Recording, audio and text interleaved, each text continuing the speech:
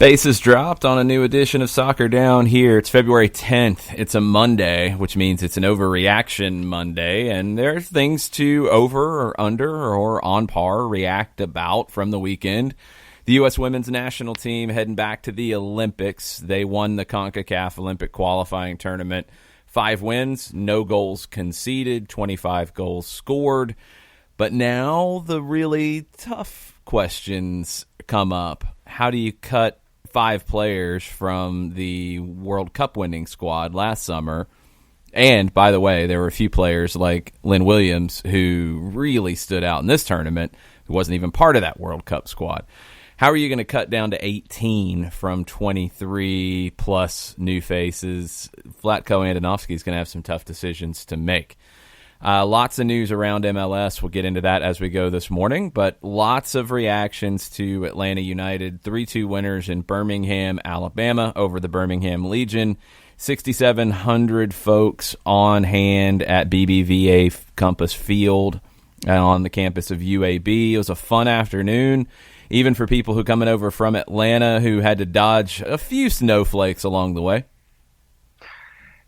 Thankfully, I guess, the fact that it came over the day before just to get settled in to avoid all those kinds of things. There was no problems dodging snowflakes. There was no thankfully involved. It was a lot of big, wet snow. Now, if you were on the northern part of the city, maybe it was a little more difficult. I left probably right as it was starting to come down in town.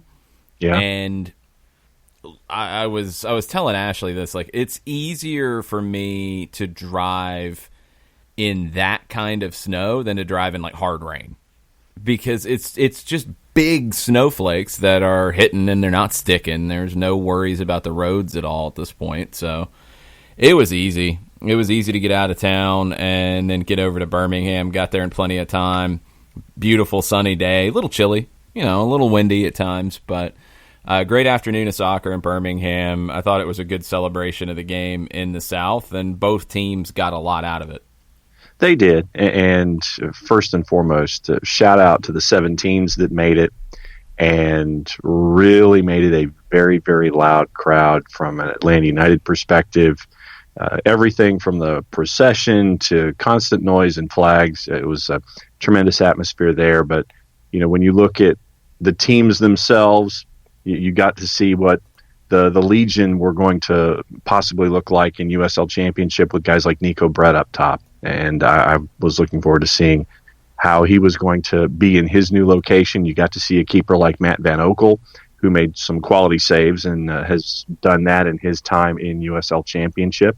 When you look at Atlanta United, for me, there were some things that I wanted to see, and it was relationships and a word that you and Jarrett used that I thought was a good word to latch on to when it came to Atlanta United on offense was freedom, and seeing the freedom of folks like PT and Barco and Joseph, and relationships that were happening in front of me, George Campbell, Anton Walks, and I know that we'll get into that, but it was interesting for me to look at these relationships and see how things were evolving as we get this close to action in Mexico and then CONCACAF Champions League before you know it. Well, what stood out to you about the win? What are your positives and negatives to take away from it? Oh, I really don't think I've got negatives per se, because I'm still just looking at it as getting ready for Leones Negros and for Champions League. For me, it's the positives of those relationships that we were talking about, seeing where PT and Barco are all over the place, and they seem to be really catching form, getting ready for the regular season. Then seeing how someone like Anton Walks and George Campbell can figure out things. You just see Campbell jumping into the play and Anton coming in behind and making sure that things were sound defensively. And then obviously second half seeing a Mateus Joseto and what it was like to see him on the pitch, and seeing somebody like a Jake Mulroney and his speed that I hadn't seen in person. I had only seen looking at a monitor. So it was you really get to see someone like Jake Mulroney take off the second that he has possession. So I wasn't necessarily looking for negatives. I was just trying to see evolution, I guess is probably the best way to phrase it. Well, you mentioned Mulraney. You had a chance to catch some audio after the game, and let's hear from Jake Mulraney. It's been fine.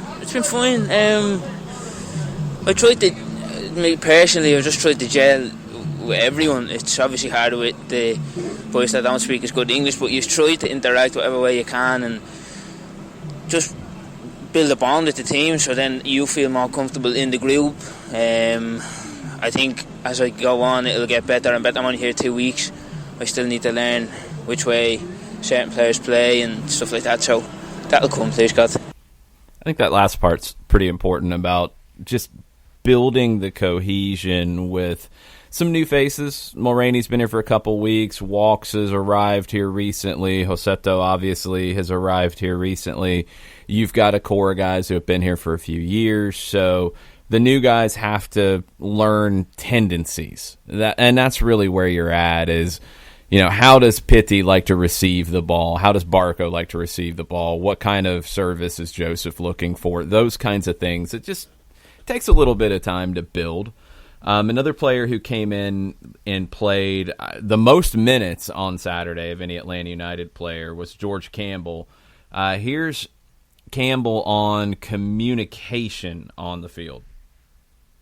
I try my best to communicate. Obviously, it's a lot different from training to a game because it's loud and sometimes you can't hear. But, I mean, as a whole, I think I need to get louder and just more vocal, and that also starts with confidence. So I think that's part of it. I thought Campbell played with a lot of confidence. I thought he grew with confidence as the day went on. Early on, he was looking for the simple play in terms of building out of the back. I thought overwhelming majority of his passes were the simple pass, which is completely understandable. He didn't put himself in bad spots. He had a couple later in the first half where he was trying to get a little more expansive, where he wasn't on the same page with Anton Walks, or Walks wasn't on the same page with him, and you had a couple giveaways, not in a spot that hurt the team, but giveaways that you don't want to see. Here's Campbell on Frank de Boer and de Boer's thoughts on Campbell's play. Yeah. And obviously, sometimes there was even more passes I thought I could have done, and that starts with confidence. But I think overall, I just need to make sure those passes are even sharper, so puts my teammates in a good position when I give them the ball. It's just the passing. I mean, if you're going to be a center back for Atlanta United, you've got to be able to play with the ball at your feet. Here's more on Campbell on his relationship with Anton Walks, who was playing on the left side, a left wing back to start this match. He's really helpful. Before the game, right before it started, he said, you can tell me anything. I won't take it too badly. He knows his role really well, and he knows how to help me, and he wants help from me as well. So I think it was a good first game with him. Hopefully I'll get many more and grow as it happens. Yeah, they had one really nice situation with interchange where Campbell drove forward, kept going, Walks dropped and covered for him, and then the way the play worked out, it just stayed in that configuration for 30 seconds, 45 seconds, until time came where they could switch back. But Campbell's athletic enough to play out wide in those moments when needed, and Walks obviously has experience as a center back, so that's an easy bit of transition when Walks is a wing back, because dropping into a center back role for him, if one of the center backs goes forward, second nature for Anton Walks.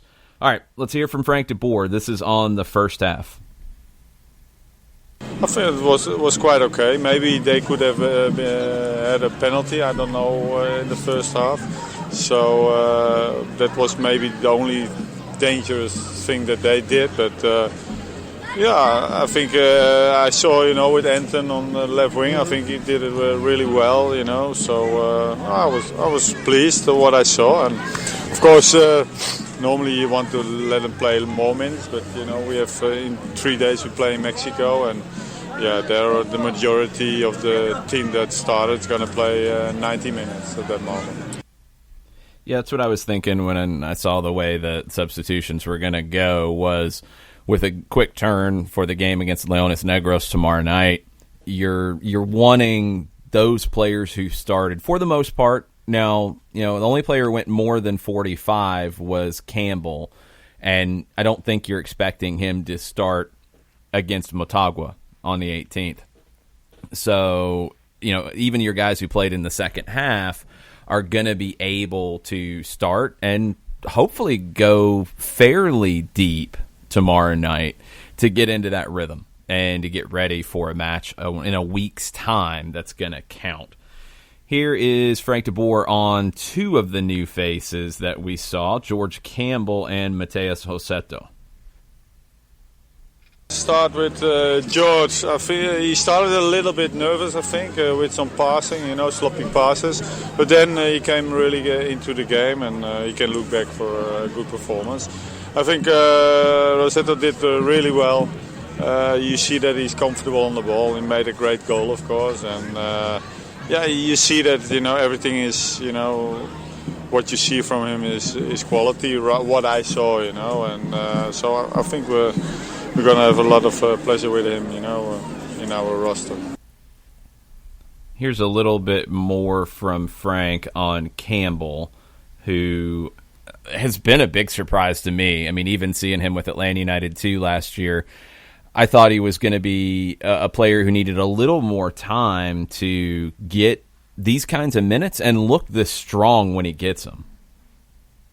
Yeah, he has the guts to make the decision, sometimes to dribble, and sometimes you have to do that. And I think he made some good choices in that, and that's a quality that he has. Because he was a former midfielder also, so he's comfortable on the ball, and of course, decision making he still can improve. I think the penalty that we get against us, he mistimed the ball, those kind of things. But he's just 17, so we don't have to underestimate, what a great impact, suddenly play with all the big stars, so I think he did really well.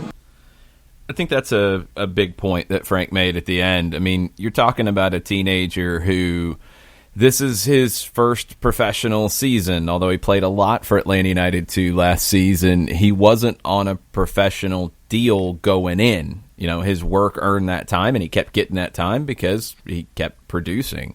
Now there's expectation. Now there's a different kind of pressure. Now there's also a different kind of opportunity in front of him. And he's really handled it well. And that's a credit to the academy and to Atlanta United, too, for getting him ready for these situations. Right now, I think Campbell has put himself into a position to see more time with the first team than I would have expected this season.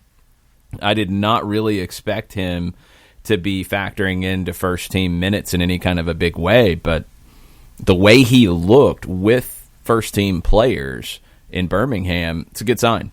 But because of his age, you can ease him in. You don't have to count on him to do anything that he can't really handle yet, and that's a good spot to be in. All right, this was something a lot of people talked about, and I'm sure a lot of the reactions on our Twitter timeline are going to be about this. Ball circulation, pace of play, those kinds of things. Here's Frank. I said in the half time, we have to understand when a team like Birmingham try to slow up the game, we have to get the speed into the game. So, also the goalkeeper gets the ball, play, free kick, play, throw in, play. And sometimes I think we also went a little bit into sleep in that, and that was not in our favor, We want a high pace, and sometimes we really did well, but I think we could do better in some parts of the first half. We'll get into more details on that as we go this morning, because it's a very important part of what Frank wants out of this team, and I think the way the team is built. And a lot of it comes down to decision-making and taking advantage of the opportunities that present themselves. Final one with Frank is about his options in the midfield. They put themselves in the team, and sometimes you need a type like Jeff, and sometimes you need a type like Eric, and maybe also Emerson or Rossetto can play on that position. And at the end, the puzzle has to fall. What I think it's the best for the team. But again, sometimes you need a really type like Jeff, who there are a lot of challenges that you have to make in midfield and win your duels. Yeah, then with Jeff that you have a really good one. And sometimes when you have more ball possession, you have more the quality skills like Eric Remedi or Rossetto or Heinemann. All right, Frank de Boer, George Campbell, Jake Mulroney after the match in Birmingham. Good insight from Frank on a lot of that stuff. Want to hear the tweets from you guys, the reactions, whether they're overreactions, underreactions, on par reactions. We had a bunch of people watching the stream, tweeting at Mike and I, calling the match. A lot of people listening on 92.9 The Game as well. Thanks for everybody spending their Saturday with us. What do you think now that we're on Monday morning? What were the thoughts? Tweet at us at Soccer Down Here, but I know we've already got a few to start, John. Let's get rolling. We do. Joey Logan, way multiple Ys. Too much overreaction to the pace of play.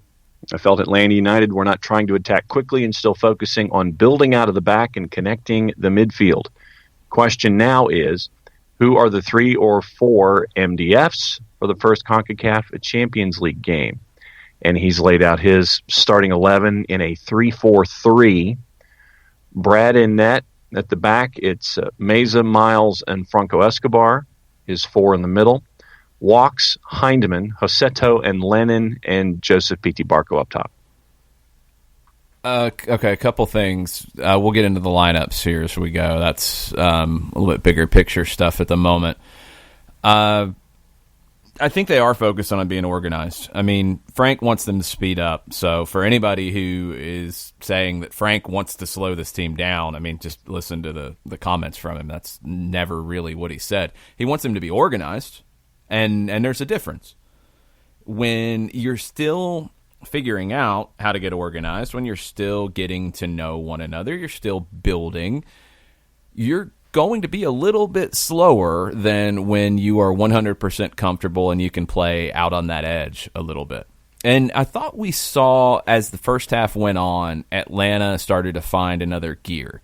First part of it, I mentioned it with Campbell, that the passes were more simple. They were safe. They were keeping the team organized. And this is the thing I think you have to, for people who want this team to play as fast as humanly possible, the element you have to look at, because I hear a lot of people say that they get mad that the team's not fast and they get mad about sideways or backwards passes. Sideways and backwards passes are not a bad thing in and of themselves. That's something that's got to get pushed out of this conversation. When teams overly rely on them, yes, of course, because you're not progressing anywhere. You're just going backwards. Some teams use that to waste time. I don't think you could ever say Atlanta United is trying to waste time. They're doing it to stay organized. That connects the team. When you go back, when you go side to side, you are connecting the team. Now, what I noticed in the first 30 minutes or so, because it felt like the last 15 was where the pace picked up. The first 30 or so, when the ball went sideways, when the ball went back, the next pass wasn't quick. That's the issue. It's not that there was a sideways pass or a backwards pass. That's fine. It was then it slowed down because the decision-making wasn't fast. And look, that's going to take a little bit of time. That's how it goes. How many teams do you see play their fastest in preseason?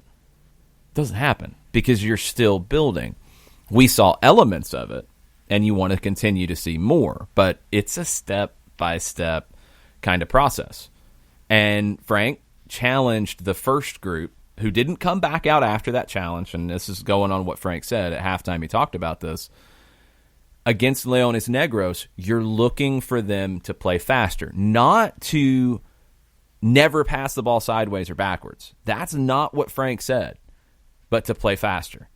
Because when you go sideways or backwards, you can use that to open a team up and then play fast. But you've got to then play fast. You've got to then make those decisions to play faster. Now, the final 15 minutes of the first half, the game got faster. It also got a little sloppier. Atlanta still maintained that control, but they did give up a little bit of control by trying to play faster, because that's what they were building towards. You want to, in a perfect world, get to where you can speed up, you can play fast, and you don't concede that control of a potential counter coming the other way, a bad giveaway in a bad spot, and you're not ready for it. That's what you're building for. So I agree. I think pace of play, people are way overreacting about preseason game number 4, and the first one on the road in front of a crowd that had a lot of Atlanta fans, but also had a lot of Birmingham fans.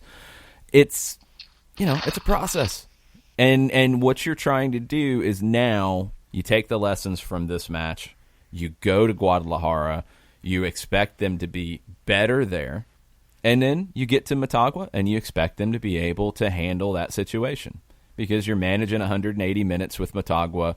The first 90 doesn't decide the tie, but you want to be in a much better position than you were last year coming back from Costa Rica, where you up the pressure on yourselves a little bit by losing 3-1. You want to be in a much better position coming back from Honduras this time around. Feels like the team is building to that. They can speed up, they can get faster, but they've got to do it in an organized way, because if they just get fast, you're opening yourself up to counterattacks that can hurt you. Chris Hutchison this morning, after watching the game on Saturday, I have to say that Joseto looks like he's ready to start right now. His composure with the ball at his feet and his ability to put shots on target is just the tonic for a #Overreaction Monday, and I'm a fan! ! I'm not so much getting hung up on his ability to put shots on target, because I think there's a lot of guys who can do that, but Joseto looked really good. It's just going to take him time to build connections with teammates, obviously, because he's been here for just a very short period of time.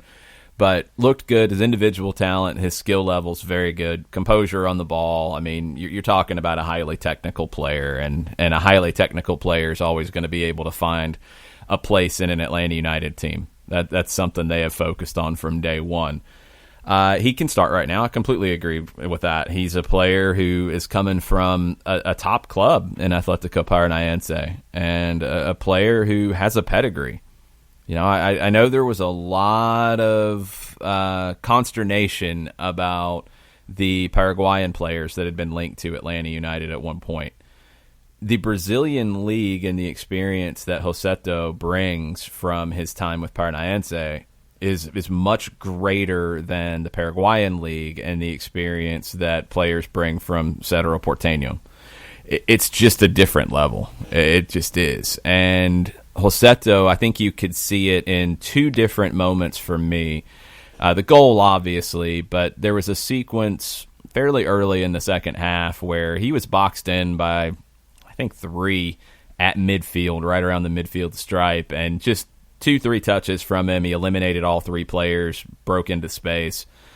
He's a talented player. You didn't really see him under a whole lot of defensive pressure here. He was playing in one of the more attack-minded roles. Can he drop and play behind Pitti, Barco, Joseph? Can he play there and give you enough defensively to make that work? That's going to be the question, and we haven't seen him in that role yet. Katie Weaver and Joey Logan are going back and forth about Joey's initial thoughts, but Katie to the show says, not that I hope it happens a ton this season, but dang, watching Miles defend 1v1 is so beautiful. She had a question. Surprised to see Walks at left wing back. Perhaps now greater need to get him some minutes with Bellows' injury. #Overreaction Monday. Well, I mean, it didn't work out that way because you didn't know that was going to happen. But Walks is played as an outside back, which it's a much easier transition from an outside back in a 4-man back line to a wing back than it would be to be a winger dropping to play a wing back. It's just an easier transition, and I think for a team that does want defensive security, it's something you'd like to have.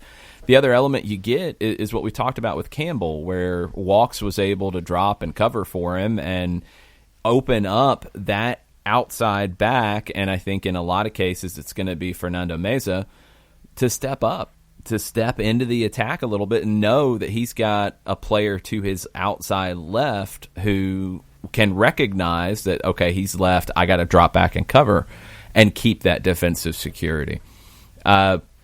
I didn't really think about Walks as a left wing back option. I thought he could be a right wing back option, obviously an outside back anywhere in a 4-man back line. Didn't expect to see him as a left wing back. I thought he looked good. He's obviously not quite as comfortable putting in crosses from the left side, although he had a couple that were pretty good. He can get up and down the wing. He likes to cut inside from the left, which is a little different, and that can open up some space when rotations occur. So it's a different look.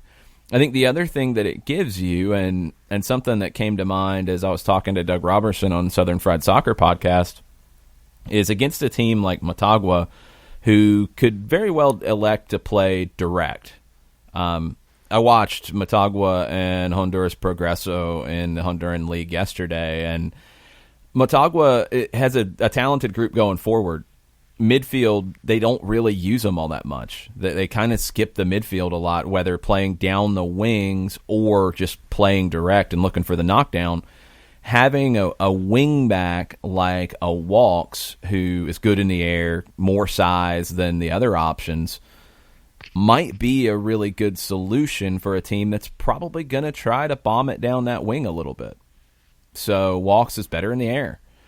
That could be a nice asset in this series with Motagua, and could be a nice asset against some other teams as well, because you're going to get teams that don't try to play through Atlanta United. They just try to be direct and play long, and if you have a wing back who can tuck in, play on that back line with the center backs, but also win the aerial duels, it's a nice bonus to have. Couple thoughts from GTUTD1 after what we've been discussing in the first half hour. First thought, have to admit I was disappointed in our pace of play in the first half Saturday. Took too many touches switching, seemed afraid to try long diagonals to open the wings, and refused to play Joseph through when he called for it. He was visibly frustrated. It's preseason. I mean, that's all you can say. Welcome to preseason. You're trying to get things sorted out. Joseph looks frustrated pretty much every match he plays, because that's the kind of player he is, and it's not something to overreact about, in my opinion. Yeah, they can play faster. Frank talked about it. We've talked about it. I mean, it's a process. I do not get hung up on the side to side at all. I like a team that can go side to side, but then go quick. That's the whole point to it. The sideways pass is not the problem. It's when you go from the left to the right or the right to the left. What that should do is that should open up the other side of the field, and then you go. When you do that and you don't go into space, either with a pass or on the dribble, then you're kind of wasting the sideways pass to open it up. That's what has to be the next step. And again, it is building blocks. That's, people think at times that possession soccer is just something that happens. There's a lot of work that goes into it, and if you start skipping steps, it can get disjointed. It is building blocks, and now you've got, I think, the ways to cycle possession. I think you're further along than you were last year at this point, and you've got your patterns starting to emerge, and that's something that Frank talked about earlier in preseason. You're always going to build from the back. You're going to start and make sure you get everything right there. Work forward. The patterns are something that does take some time to emerge. Joseph is looking for a particular kind of pattern on a pass. Others didn't see it. They didn't see it yet. Those are things you can go back and look and work at and then recreate in training sessions to start finding those patterns of play. Second thought from GTUTD1, with Walks at wing, he slowed the left side, had no interest in taking on defenders, and did not look to take space. Second half was better, but I realized we were facing a Legion reserves group. A team cannot always attack, but should be diverse. I thought they were diverse. I disagree with that. I thought they were diverse. And Walks Walks is not a natural left-sided player. He's a right-sided player who can play on the left. So, no, he's not as comfortable going forward. But that doesn't mean he can't be useful. And I thought what he did, actually, I disagree a little bit about him having no interest in taking people on. He got in and put some crosses in, and he also cut inside multiple times. And that's what I thought was interesting, to see the wingback come across. And we saw it on the other side late in the first half. And this is where the game started to open up a bit. Brooks Lennon came inside a lot on the right, and what that did is it opened up space for Franco Escobar to bomb forward. And that left Robinson and Campbell as two center backs by themselves, because Escobar went functioning like a wingback, Lennon tucked inside, functioning like an extra central midfielder. Walks at times dropped deeper to help be a third center back, but it was really interesting to see that rotation happen. And Escobar stepping forward, Lennon coming inside, that's something we hadn't really seen yet. We didn't really see that in the game against Elfsborg. We saw Escobar be, I think, aggressive in getting forward, but not specifically that kind of rotation. It's February 10th, you know? I mean, these things don't happen when you first step on the training pitch. They just don't. They don't for any team. There's no team in the world that looks their best before the season starts. So I think the expectations at times get a little out of whack with this group because they've been really good, but got to be a little realistic on how long it can take to build up some of these things. Chris Coons says, flanks are weak, period, exclamation point. Flanks are weak, period. Okay, that could go a lot of different directions. Let's see. Let me see where I want to tackle it. Defensively, you didn't give up anything down the flanks. You're playing Birmingham Legion. You shouldn't be giving up much anyway. You really didn't give up anything on those situations. Depends on what you're looking for. And yes, there are rumors about Manuel Castro, the winger, Uruguayan winger from Estudiantes. It looks like that loan could get done. I haven't heard any updates from Atlanta United just yet, but he's a very different kind of player than a wingback. He's been a winger. He's been that attacking winger, and there might not be a direct fit for him in the way that the team has played in the two preseason games we've seen, and judging from the lineups of the others, it's been pretty consistent. It's a, you want to call it a 3-5-2, okay. You want to call it a 3-4-3, okay. You want to call it a 3-4-2-1, okay. That's what it's looking like. And if it's Castro on the right side, he's going to have to defend. You can't just play you could. No, I'll take it back. You could if you want to. You could play a 3-2-5 if you want to, but you're probably going to get lit up on the wings if you have very attack-minded wingers or wing backs. So, the flanks were weak. I don't know. I think it's a little harsh. This was a game where the two games were different that I've seen. Elfsborg, I thought you were better on the flanks. Elfsborg was a little more packed inside. This one, you were able to play through the middle a little bit more, especially with Barco and Pitti as the first half went on, where they started to find space together. But it was Lennon's ball that opened up everything on the goal. It was his ball. He didn't take it down the line. He spotted Pitti at midfield and chipped in a ball to him that gave Pitti the space to turn and run at defenders who were retreating, which is what you want to see. You want to see Pitti Martinez on the run, taking on defenders who are backpedaling, trying to get back into position, because more often than not, Pitti's going to light those guys up. He did. The threat of Pitti cutting across, Mikey Lopez falls down, and that opens up space for Barco. He gets the goal. Not every match is the same. This was one where the flanks were not as important. It was the central part of the field is where Atlanta United had its success. Antino at Dawson ATL1 this morning. He says, it's hard not to get this excited about the skill set of Joseto. Better soccer minds than me suggest if he's in the 11, it's a bit of a change in the formation. Is it realistic to see him in the 11 early when most of the team seems comfortable in a 3-4-3? I think he can play in a 3-4-3. We just haven't seen it yet. I think a lot of people have wanted to see this team move to a 4-3-3 period.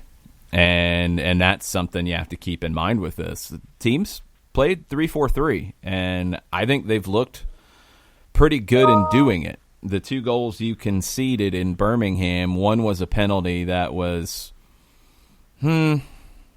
questionable. I understand the call, don't really love the call, but okay, fine. And it emerged from a defensive breakdown anyway, where, as Frank de Boer said, Campbell kind of misjudged a header, and ball gets behind him, and Wyke is recovering, and reckless tackle from him. The other goal, I thought, was 5-6 steps offside. I'm assuming the AR thought that the run started from inside the own half. The pass came from inside the attacking half, but the run, I don't, and there hasn't been a good angle of it, and obviously there was no VAR or anything involved. I don't think it's possible for that run to have started from inside the defensive half. So I think it was offside. Anyway, you've been good defensively in the 3-4-3. You've had good moments going forward in the 2 games we've seen. I don't know if you're looking to change for one player, and this is something that has come up multiple times over the years. The idea of playing a 3-5-2 specifically for Julian Gressel's ability to put in crosses from the right side was another example of this. I believe Rossetto can play in the midfield with a partner, whether that's Emerson Hyndman, whether that's Eric Remedi, whether that's Jeff Larentowicz, whether that's Mo Adams, who I thought had a really good day on Saturday. That's going to take a little bit of time to figure out. I don't know who it is. I don't know if it's the more defensive options of Adams or Larentowicz, or if it's the more attack-minded options of Hyndman and to a lesser extent Remedi, who's kind of a mix of both. I don't know.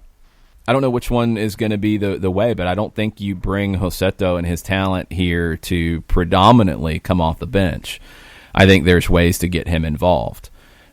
There's other ways to play in a 4-3-3 as well. That can work, but you're going to have to sit some people. And this always seems to come up is, somebody's going to have to sit. And this team is not built like most MLS teams with a obvious 11, maybe a couple of places up for grabs with competition, and then an obvious bench. I don't think that's what Frank de Boer wants. I don't think that's what this club wants. This club wants good players, period. And they want to fit as many good players under the cap as they can. They want competition. And if you're not willing to work for that, then you're probably not going to fit in here, because your position's going to be tested every day. Every day on the training pitch, every match, there's somebody who wants to take your spot. That's a good place to be. That's how you make a team its best. But that also means you're going to have some players sitting. And you're good players. And occasionally you might have some good players outside the 18 because of competition for spots. So, as Frank mentioned in that central midfield, it's Adams, Larentowicz, Remedi, Hyndman, Rossetto. I think those are your main options. Meza can step into that if you ever needed it. Walks can step into that if you ever needed it. Okay. Do you want to play 2 of them in a 3-4-3, or do you want to play 2 of them in a 3-5-2 or a 4-3-3 with a Barco or a Pitti as the number 10? Because when you start playing the numbers game on it and you start trying to figure out where people fit, somebody's gonna sit. That's just how it's gonna work. I don't expect to see a scenario where you play 4-3-3 and Rossetto is regularly a number 10, because that would mean Barco and Pitti are wide in winger roles, which is possible. I think they're going to cut inside a whole lot more and not really hug the touchline. But what that's going to do is it's going to take away one defensive player from you. And that's something that I don't know if you want to make that sacrifice, because you're going to play 2 center backs, which I would expect would be Meza and Robinson. Escobar would become a right back in that scenario, and left back, as a true left back here. I think when Bello is healthy, he will compete for that. And I have not seen an official update on George Bello. And look, as somebody who's been through concussions before, it's not an immediate update kind of situation. And by all accounts, that's the threat here is of concussion. Frank mentioned that it was back of the head contact, which would mean it was when he hit the ground. I don't think there was head-to-head contact on the initial challenge. So it might be a minute, and there's just no way to know. You're not going to put a timeline on a concussion, unfortunately. So in a four-man back line, Bello will be able to play a left back when he's healthy. Edgar Castillo has played as a left back throughout his career. He's very comfortable in that role. Mulroney, not quite as comfortable as an outside back. He's been more of a winger attacker who can play as a wing back, and that's where we've seen him so far. Walks can play as a left back. He's not going to get forward quite as much from that position, which might be what you want. So you can do that, but I don't know if that makes the team stronger, because I don't think Barco and Pitti are as effective out wide. I think they're more effective kind of tucked in where they can combine. So you've got to think about the overall group rather than just one player and getting the best out of one player. It's about the 11. And that's a challenge at times, and it's going to vary based off the form and the opponent and all those kinds of things. But I don't think this necessarily, I don't think Joseto means, they're obviously going to 4-3-3 and whoever's sitting. I don't think it's that obvious. I really don't. Then Antonio followed up his first thought by saying, I know, don't get hung up on formations, and then hashtag Franco false 9. Yeah, that too. The formation thing is, like we said, 3-5-2, 3-4-3, 3-4-2-1, 3-4-1-2. Well, take your pick.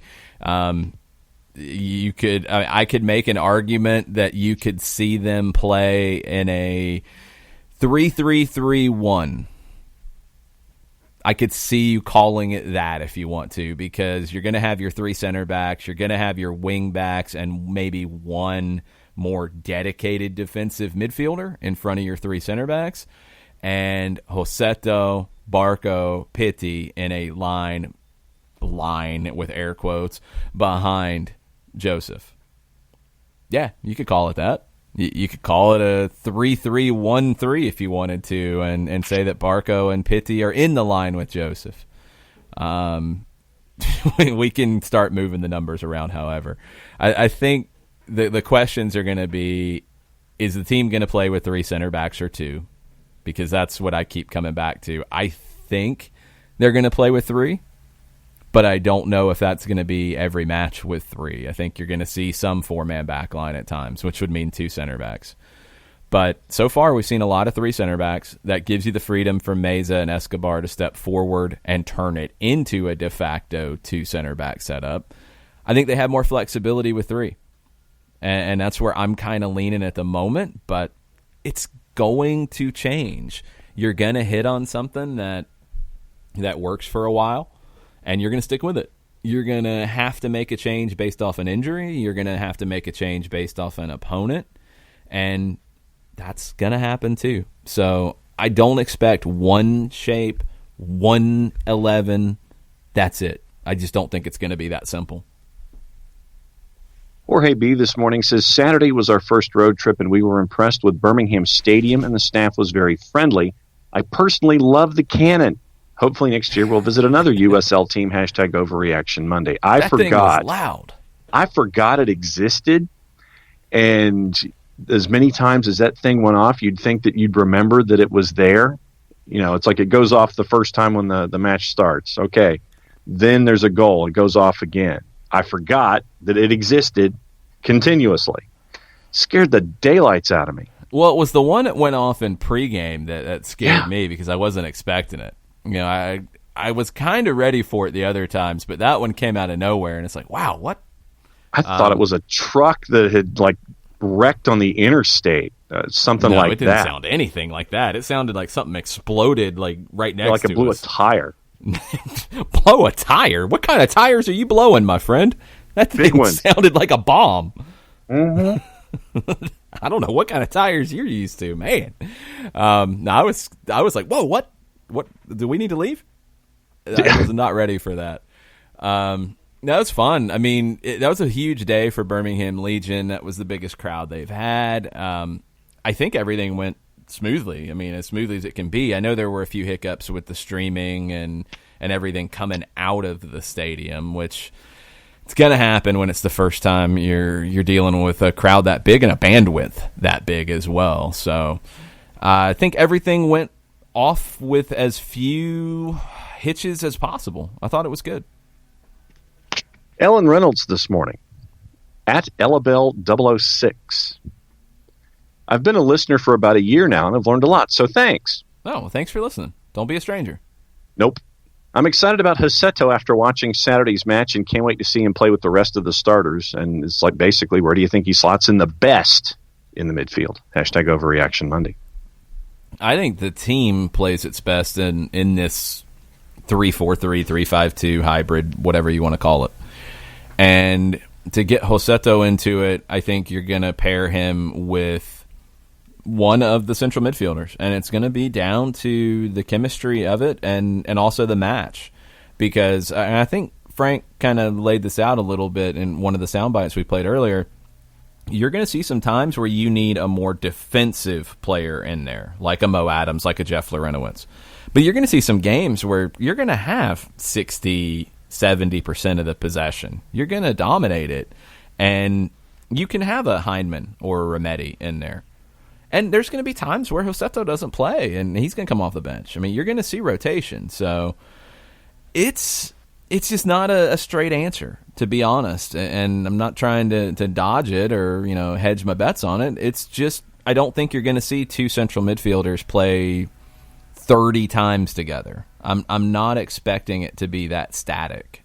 I think you'll see some changes. And you think to top teams in leagues around the world, you get these games where a team, is overmatched or overmatched in a certain part of the field, and you got to be a little more defensive. Okay, you can't be quite as expansive as you'd like to. Maybe that's a game where Mo Adams becomes really important with his ability to sit and defend. Jeff Larentowicz with his experience and his ability to sit and defend.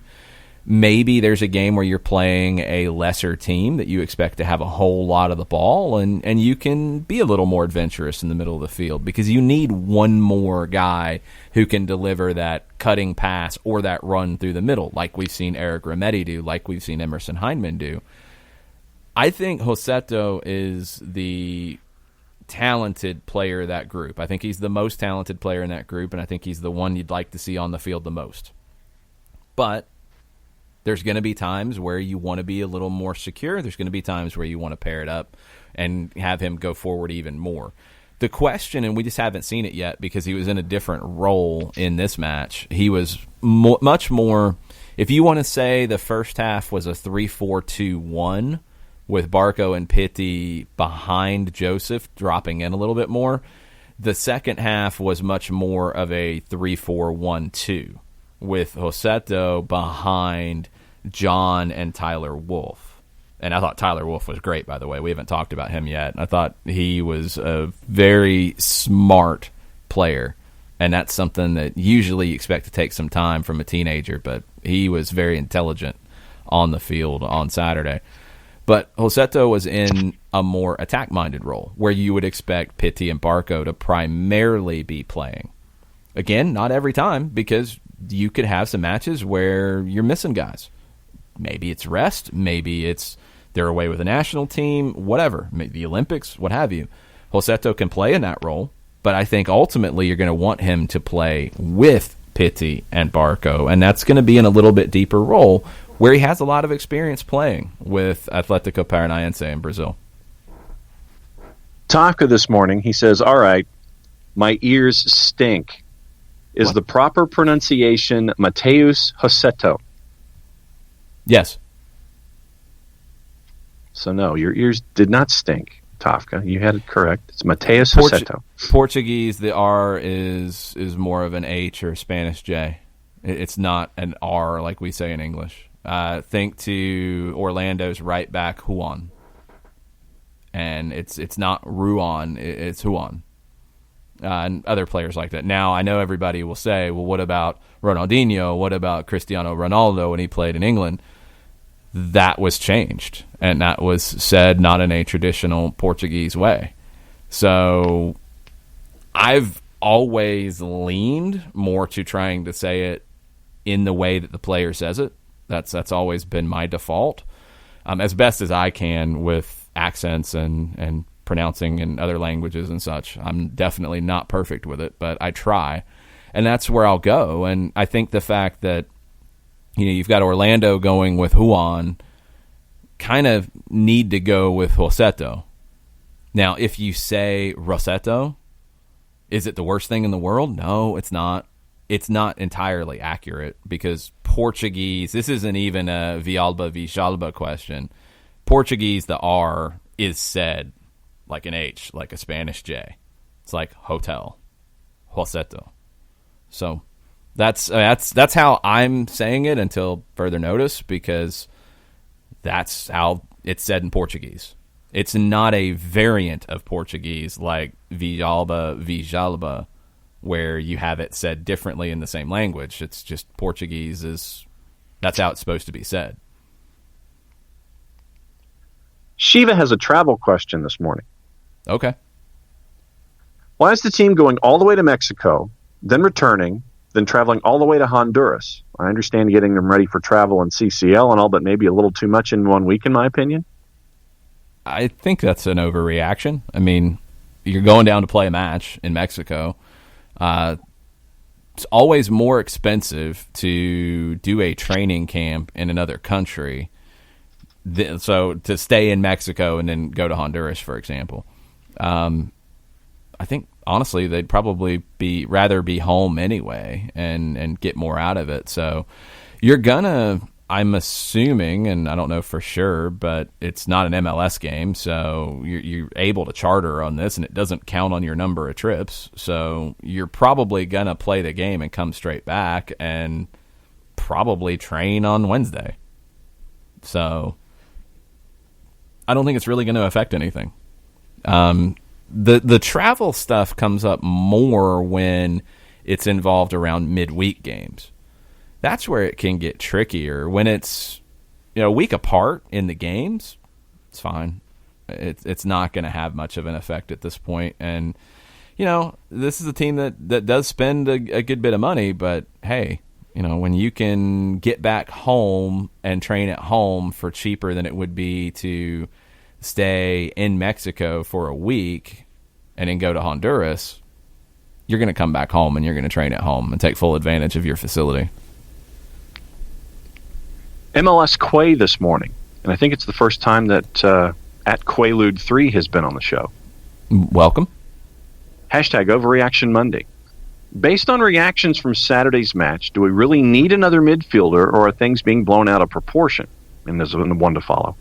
I don't think there's talk about needing another midfielder now. The question has been needing a winger, and that's what DeBoer has said. Needing another midfielder, I don't think there's any talk of that. If there is, yeah, I would say that it is overblown, because you're going to have a hard enough time getting the midfielders you have matches. I don't think you're going to add another one to it. Secondly, with Meza, will we be able to build out of the backfield, or will that still be a problem? Thank you. Oh, yeah, Meza is a player who's very good on the ball. If you get a chance, go back and watch the Elfsborg match to get a sense of Meza building out of the back. I think he is much more. People looked at him like, oh, he's the replacement for Leandro Gonzalez Perez. Honestly, I think he's the replacement for 2017, 2018 Michael Parkhurst.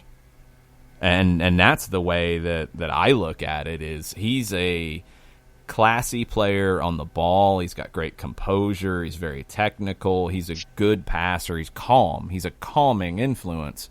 He's different than LGP. Honestly, if you go back to the original center back pairing for Atlanta United, Michael Parkhurst, Leandro Gonzalez Perez, Miles Robinson is the replacement for Leandro Gonzalez Perez. Fernando Meza is the replacement for Michael Parkhurst. Composure with athleticism, with physicality, whatever. And Miles is a different kind of physical than LGP, but that's what you're back to.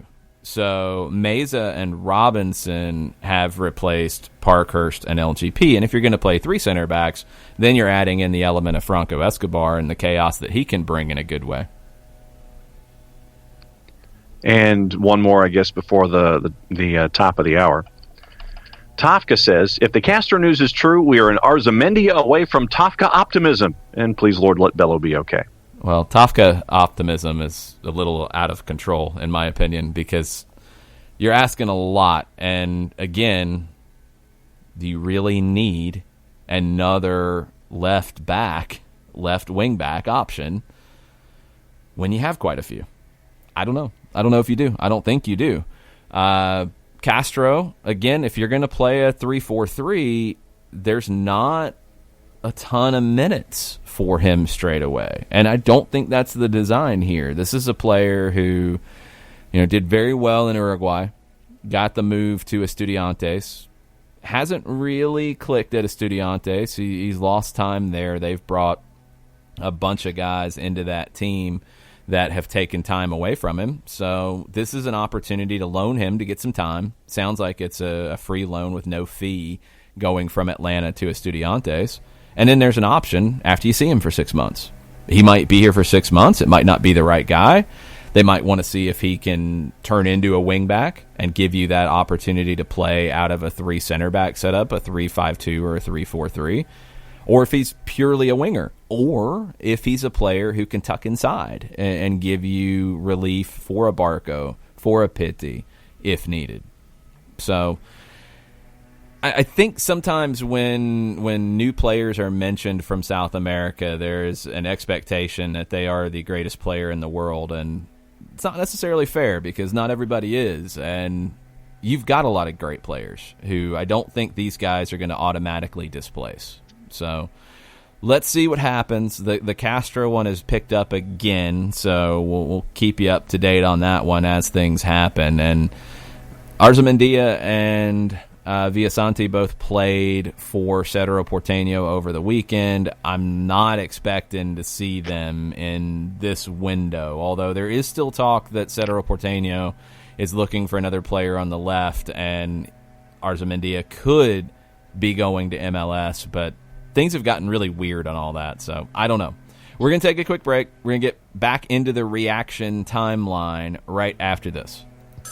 A ranger station. I'd like to report a bear hug. Okay. I put out my campfire and Smokey Bear hugged me. So you drowned the fire, you stirred it, drowned it again, and felt that it was cold? Uh-huh. Yep, he's just letting you know you did good. Bear hug from Smokey Bear. Status update. I'm gonna let you go now. There are many ways to start a fire, but one sure way to put it out. Learn how you can do your part at SmokeyBear.com. Sponsored by the U.S. Forest Service, Ad Council, and your state forester. As a business owner, you know that every year brings new challenges and opportunities. The success of your business demands expertise and focus. And Country Financial can help you keep that focus by helping ensure you have the right insurance protection in place to meet your goals. Jason Wright can help you create a customized insurance plan that has coverages designed just for your business. Give Jason a call at 678-568-6871 or reach him on Facebook at Jason Wright Agency. Coverages vary by state. Policies issued by Country Mutual Insurance Company, Bloomington, Illinois. This is what matters. This is beyond X's and O's. This is the difference mutual respect makes. This is what character looks like. This is what defines us in Georgia. This is sportsmanship. School sports. It's not the outcome that matters most, but the way the games are played. This message presented by the Georgia High School Association and the Georgia Athletic Directors Association.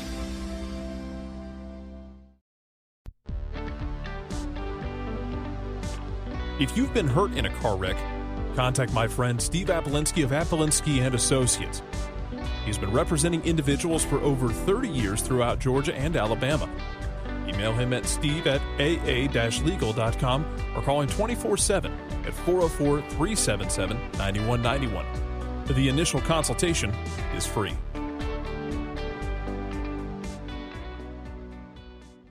You're listening to Soccer Down Here daily on SDH Networks, a division of OSG Sports. Find us at Soccer Down Here on Facebook and Twitter. The time is now the top of the hour. Peep, y'all. Welcome back. Hour number 2, SDH, February 10th. It's a Monday. Let's kind of reset on some of the news from the weekend. We've mentioned Manuel Castro, Uruguayan winger at Estudiantes de La Plata in Argentina. According to a Sunday report at infocielo.com, an agreement has been reached to loan Castro to Atlanta from Estudiantes. It'd be a 6-month loan. Could be extended through December. There's been other reports that have said the loan would be free. Don't know until terms are announced, if they are announced. So be on the lookout for that one. That would be the winger that Frank de Boer has mentioned that he would like to see after Tito Villalba has moved on to Libertad.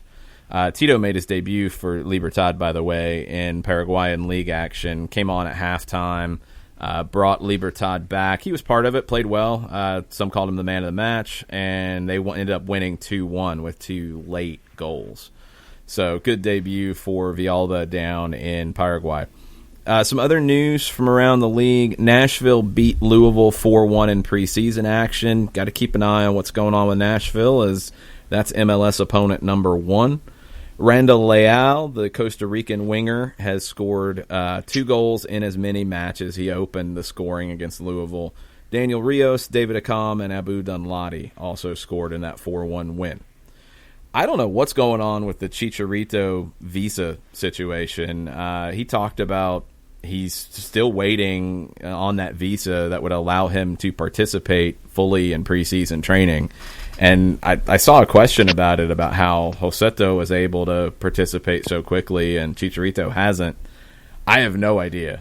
I do not know that process at all. But if you go back to when the Joseto talk first started, it was a few weeks, at least a week, maybe 10 days before he was signed. Maybe the reason for that was to start preparing this paperwork and get things done so he could come straight in. Don't know for sure. The Chicharito one we know because it's been reported on. It all happened very suddenly. So I'm assuming that the visa process didn't start before he was announced. Maybe a day or two. And not with that extended period of time. And even with that, I have no idea why it's taken so long. So he'll be fine. I mean, it's not like he wasn't playing. He's working on fitness. He's just not training with the team right now. But he said, if watching training, he's able to observe what Guillermo Barros Escaloto wants out of the team. He knows how he'll fit in. Everything will be just fine in that regard.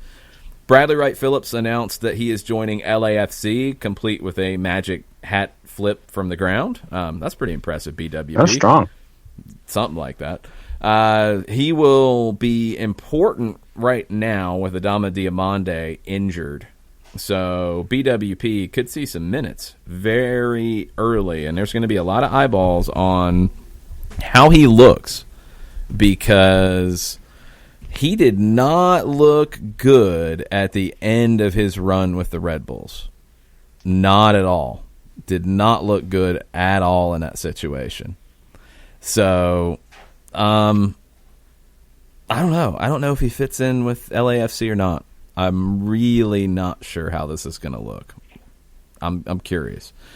New York City, an update on the stadium project from CEO Brad Sims of NYCFC, basically reiterating what was reported by the New York Times.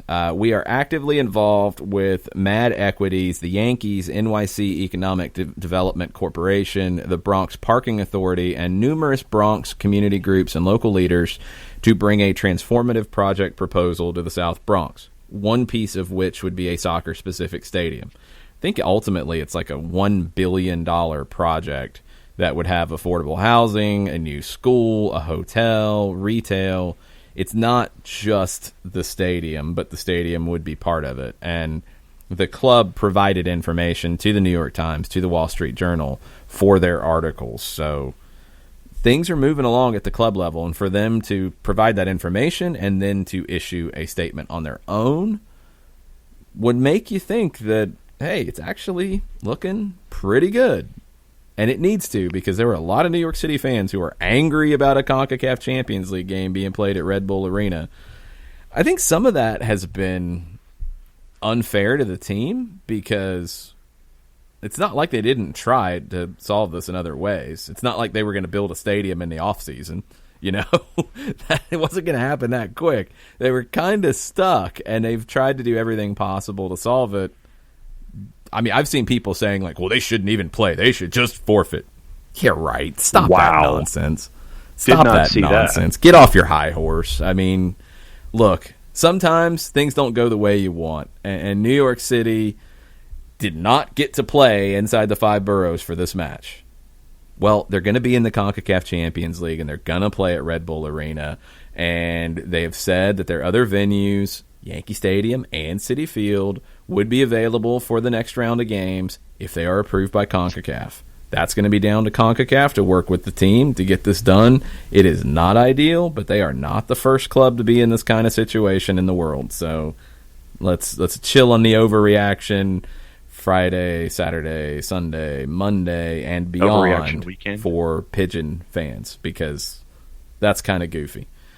The Nacho Piatti stuff, him going back to San Lorenzo, now there's another snack, because one of the players in this move, remember there were 2 San Lorenzo players that were going to go to Montreal. One of them is declining the move, Nicolas Fernandez. So how this gets handled, I don't know. I don't think San Lorenzo has money to make up the difference. Obviously, Piatti does not want to be in Montreal at this stage. I believe he just had a child, and his wife is back in Argentina. He wants to be in Argentina. Montreal's got to figure something out.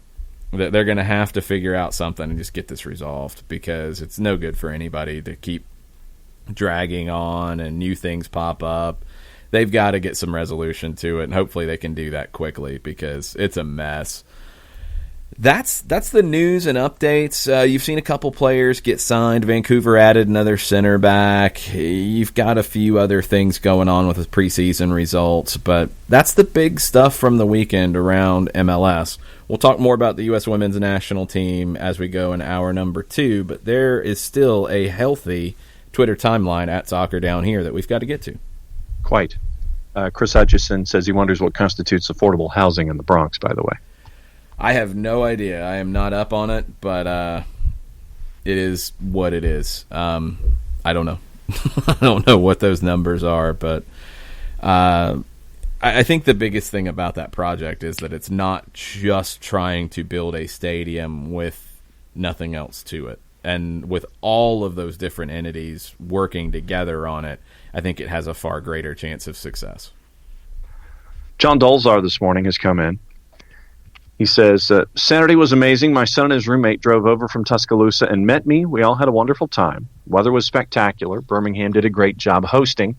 Legion supporters were excited to have Atlanta United and the Five Stripes fans there for a match. I really hope Atlanta does preseason trips to Greenville and Statesboro in the next couple of years. It's a great way to support soccer in some of the smaller southern cities.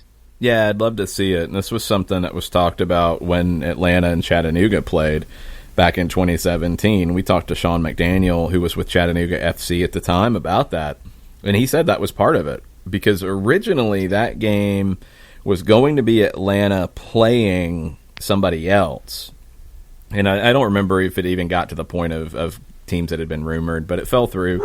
And Gwen remembers. She's trying to tell me.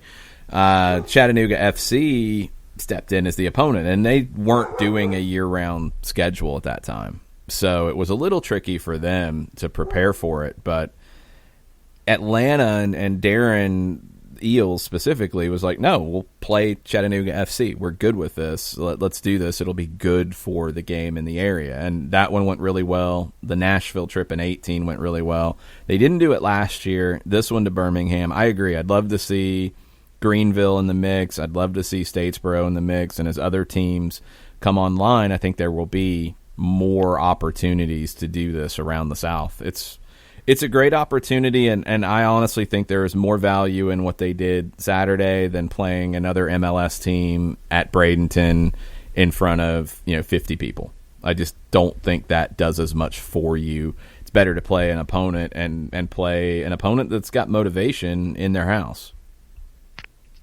Shout out to Michael Ruiz this morning, who's listening to us while walking around Milan. And he has pictures to prove that he's in Milan. Yes. Natasha, the kitchen witch. She says she's curious about what was going on between Birmingham players and ours. Things seemed fairly chippy for a friendly. Guys who I never see get into altercations getting pretty riled up by their guys. Barco gets fouled a lot, but I haven't seen him go after someone before. Hashtag overreaction Monday. That's why it's better than playing another MLS team in, a situation where there's nobody there, because you feed off the crowd. Birmingham's trying to play well and get a result in front of their fans. Yes, it's preseason. It doesn't count for anything, but tell them that. It counts for professional pride. And yeah, Anderson Aseyadu was kicking everything that moved in the middle of the field, including Ezequiel Barco multiple times. And the last time was a little egregious, and Barco didn't like it. Got in his face. That's good. I'd rather have that. I'd rather have this, even the Elfsport game that was at Bradenton in front of a small crowd. It had an edge to it. You're not going to get that same edge when you're playing a team that you're going to see later in the season and everybody's just thinking preseason. This is much better because you need that vibe to get ready for CONCACAF. And I think it's something that MLS teams in the past have really struggled to do effectively, is prepare. Yes, it's a lesser opponent than playing Philadelphia or New York Red Bulls. Those games early in the preseason run were good. Those games at Bradenton behind closed doors, good. Now at this stage, you need that friction. I'll be curious to see tomorrow night against Leones Negros. It's in their building. It's a midweek game. I don't know if there's going to be a huge crowd there, but there could be a decent one. And you're playing another team that has a lot to prove. You've got a team in Leones Negros that is in the Ascensos in the second division in Mexico, but they've got former Mexican national team players in their team. Omar Bravo has come out of retirement to play for Leones Negros. You've got players that can handle these moments. And that's going to be good for Atlanta as they prepare for a competitive match in a week's time. So I like these games more than the games that feel like a scrimmage. I think they help prepare the team better. Ricky Ricardo this morning says he's not basing this only off the Birmingham game, but I'm getting the feeling that people are going to be talking about PT the way they did about Barco last year, and I hope his doubters eat their words. Hashtag on par reaction Monday. The Barco doubters didn't really eat their words too much, so I'm not expecting it. But yes, there has been a lot. I think it was even more with Pitti, to be honest, which is somewhat understandable because you're talking about a guy who won the South American Player of the Year award coming in, and yeah, it took him a little bit of time to get going. Does happen. He's looked good in preseason. The two games that I've seen, he's looked really good, and I think he'll be just fine because he's gotten a rest, which he didn't get last year. He understands this league more. He understands the pace of this league more. I think he's going to be just fine. But no, I'm not really expecting people to eat their words, to be honest. We have the return of Ike Man. Hey, what's up, Ike Man? I took a month off of almost all things soccer, and I'm just starting to catch up on everyone's opinions, so I'm sure that you've already beat this particular dead horse, but dang, people, the sky isn't falling this offseason. The team will be fine. Yeah, I think so. I don't know. I get it. I think some of it is down to emotion because of who is not back. Honestly, a lot of it is Julian Gressel. I think a lot of it's Leandro Gonzalez Perez as well. Nagbe, you kind of knew it was going to happen, but it's funny how at times Nagbe was not appreciated for what he brought to the team while he was here, and now that he's not going to be here, maybe it's being overstated a bit. We'll see. I think you've replaced him in different ways because you're not going to do it in a one-for-one, like-for-like. And My question on the flip side is on Columbus. Now that they've moved on from Will Trapp, they don't really have that player in their team. Do they think that Nagbe and Artur, two guys who are comfortable being eights, box-to-box guys, are they going to give you enough defensively? I don't know. I'm not sure of that. And the way they play, I think in some ways Caleb Porter's banking on some of the things that Bob Bradley's banked on with LAFC, in that if you dominate possession, you don't need a purely defensive midfielder in there, and you can handle it. Trapp played deeper, but he helped them dominate possession. Was he a great defender? No, but he's probably a better defender than Nagbe and Artur were in that role. We'll see if Artur and Nagbe can adapt to playing deeper. I don't know if Columbus's midfield is demonstrably better. We'll see if Atlanta's is, because it is going to be different. Whether it's Oseto, Heinemann, Remedi, Lorenowitz, Adams, or a curveball with a Mesa stepping in there or a walk stepping in there. How that looks is going to have a big part of how good Atlanta United is, because that is going to be that hub. You don't want to get disconnected where it is the three center backs and the three attacking players. Your wing backs are a big part of connecting, but your two central midfielders are going to be key as well. Speaking of Meza, Ricky Ricardo wants to know if there's any update on his visa and will we see him tomorrow night in Mexico. I haven't heard anything, so I'm not sure. I would assume that you could see him in Mexico regardless, because he was playing in Mexico before. So I think, I'm not up on my immigration law and all that, but I think you could probably see him tomorrow. I don't know. I don't know what the update is. So hopefully it's done quickly. Hopefully he can play tomorrow, and hopefully he'll be ready to go against Motagua on the 18th, and then the return leg in Kennesaw. Lewis Martin has a hashtag on par reaction this morning. He says Saturday was great. See about that, Lewis. Actually, this is pretty on par. Okay. Just Saturday was great for soccer in Alabama. The Legion had articles in the local paper and on local TV news. Atlanta United brought legitimacy to the non-soccer people in North Alabama. Boy, do I hope this could be Huntsville in 5 years or so, but I digress. Yeah, I'd love to see it. I think Huntsville for USL League One would be a great fit. They will have North Alabama SC in the NPSL this summer, and that's a big opportunity as well. Rocket City United had some good years and some bad years in terms of drawing. I think there is a great soccer community in North Alabama, and I hope that having an NPSL team this summer will help grow it. I do think they can support a pro team, and it's just going to be which league and at what level and what level of investment and who's going to be the owner behind it. Those are the question marks. But I think they can do well. I agree. I think Atlanta United coming over was a good boost for Birmingham. Starting their second season was just a good boost for soccer in Alabama as a whole. And it was a good match. It was a fun match. And there was a lot of things to take out of it. You had some controversy with offside calls or non-offside calls. You had some physical play. You had some really good play. You had some top level, players on the field. It was a good day for soccer in the South as a whole, but especially for Alabama.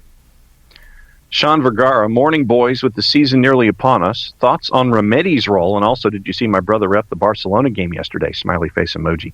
Very nice. Remedi, he was better in Birmingham than he was against Elfsborg, in my opinion. Elfsborg, he had good moments backed up with bad giveaways. I thought he was better in this one. And maybe it's a little bit of the pairing. He was with Adams in the midfield with a little bit more of a true triangle as opposed to a box. When Barco and Pitti drop in behind Joseph, they kind of create a box with the two central midfielders. In Birmingham in the second half, it was Remedi and Adams behind Joseto. So it had a little bit different feel, and Remedi was freed up because Adams was going to sit more, although he stepped forward well too.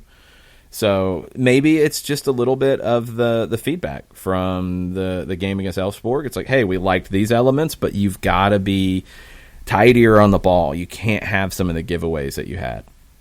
Maybe some of it's just the recognition that it's going to be competition for spots, and it's going to be not easy to get on the field this year. Eric Remedi came in and was a huge part of the 2018 team winning MLS Cup, and he's a very, very good player. But there are some parts of his game that just have to continue to sharpen up to play in this system. He's got to be better with his decision-making in possession, because at times he really forces things and has some giveaways that can lead to bad defensive breakdowns. And if he can eliminate that and not get safe, but eliminate the mistakes and accentuate the good when he drives forward. He's good when he drives into the final third. When he's able to do that and impact the attack, he's a great player to have in this team, because then you get that combined with the aggressiveness, the physicality that he can bring in the midfield. But if you have the aggressiveness and the physicality combined with giveaways, you can be in a bad spot. So he's got to continue to just be sharper. And that's what I keep coming back to with him. He was much better in this game, but he's going to have to work hard to earn time with Heinemann, with Oseto, with Adams, with Larinowitz, all battling it out. Daniel Price, I'm going to go rapid fire on his somewhat player-by-player overreaction thoughts this morning. Okay. He says, Joseph is Joseph. This is Barco's breakout year. El Piti cometh. Robinson is a future USMNT star. El Jeff is the new Capitan. He really likes Lennon. Heinemann's getting good. I like Mulroney. Can is fine. I really like Campbell. And then he has Joseto and then a bunch of consonants in caps going for the rest of the line. So I guess he really likes Mateus Joseto too. Yes. I don't know if Larinowitz is going to be captain. I could see it being Brad Kazan as well. Flip a coin. We know Brad will play more, so if you want it to be on the player who's going to play the most, it would be Kazan. But you could also have it be Larinowitz and Brad is the secondary captain, the vice captain, the one who wears it when Jeff doesn't play.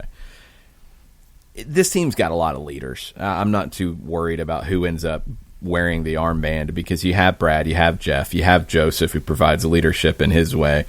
You have a guy like Eric Remedi, who wore the armband in the second half, and he provides leadership. I think Franco Escobar has the potential to be one of those guys. Fernando Meza has the potential to be one of those guys. You've got plenty of leaders. It's not going to be a problem, and they're all going in the same direction, which is good to have. Sometimes you don't get that. This team, I think you do. So I'm good with the group as a whole. I'm good with where they're going, and it's just continuing to get better. You got one more match to get ready for Motagua, and they need to get the most out of tomorrow night that they can. Keaton Thomas this morning, it's a Bello thought on his hashtag Overreaction Monday. With Bello getting injured over the weekend, it's sad to see him not catching a break from the injury bug. I hope that whatever it is, he'll be back up and running to push for his spot on the team. Hashtag Unite and Conquer. Yeah, it was bad luck more than anything, because he went up bravely to win a header, and Birmingham player was late, and I didn't think was reckless or tried to injure Bello in any way, but the collision knocked Bello all the way back. He couldn't catch himself, and he landed on his back, and I think that's what caused the injury with his head. So it's just a fluky thing. It's, everybody talks about the injury bug with George Bello, but having a recurring groin issue that's repaired through surgery and a possible concussion, they're not related. They have nothing to do with each other, and you didn't get this because of anything to happen with an injury history. It's just, it could have happened to anybody. It just happens to a guy that is trying to get into a rhythm of games. Hopefully it's not a long-term thing. Hopefully he bounces back quickly and gets more time, because the two games that we've seen, he's looked pretty good, and he's going to compete with Castillo, with Mulraney, with Walks to play on that left side. Joe Boss this morning says he liked the chance to see the young players. The Wolf kid impressed, and it was great hearing you and Mike back on the call. Smiley-faced emoji. Yeah, it's good to be back on the call. It's good to do radio again. Wolf was really good, and the hype on him is real. You know, this is obviously Josh Wolf's son, player who, you know, when he relocated to Atlanta after being in Columbus with Josh, the thing that's good for Atlanta is they're going to have the opportunity to potentially sign him, because, you know, Josh Wolf is the head coach in Austin now, and he'll be running Austin FC.